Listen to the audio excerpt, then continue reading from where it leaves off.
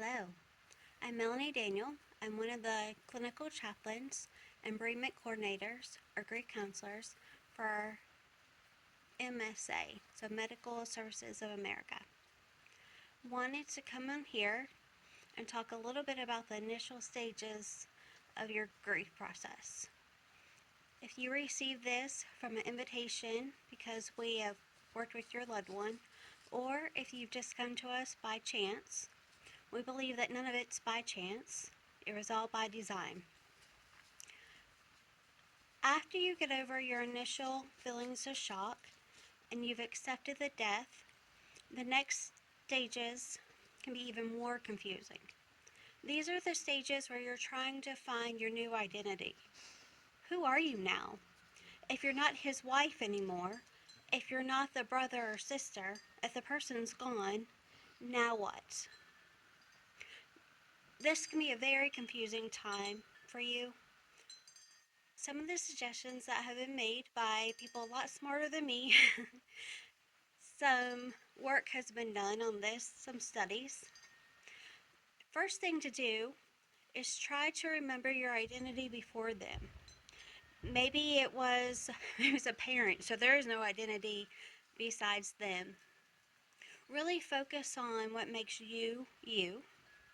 The activities you used to enjoy, maybe you had to put on hold. Maybe your loved one's been sick for a very long time and there's just places that you haven't been able to go or things you haven't been able to do. They suggest focusing on those activities and slowly getting back to your sense of maybe normal before the illness happened. Or maybe this death is sudden and yesterday you were both doing your normal thing. It was your husband that you lost. And yesterday you were, it feels like yesterday you were at church together.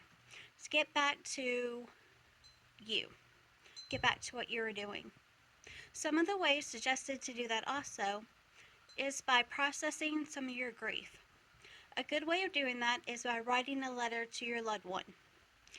No, of course you wouldn't mail it to anyone, and this may feel a little silly, but it's supposed to be very helpful. There's a lot of studies that say journaling or writing a letter gets all those emotions out, and it's a very healthy way of expressing your feelings. You may have anger, you may have guilt, you may still be in some shock. You may feel like had they ate this, not ate that. Maybe they're diabetic and you felt like they could take better care of themselves. Maybe it was just a fluke. Maybe you're angry at the doctors. All of this is normal and healthy emotions. And one of the best ways to get those emotions out is by writing them down. Second good way is if you have someone that's not grieving also for your person to talk to. Sometimes if you talk to your family, it's hard to be realistic and let them know exactly what you're going through because you feel like you're going to traumatize them or take away from their emotions. So having a third party that can just listen to you and be there for you is very helpful. Someone like a grief counselor, like myself or my colleagues.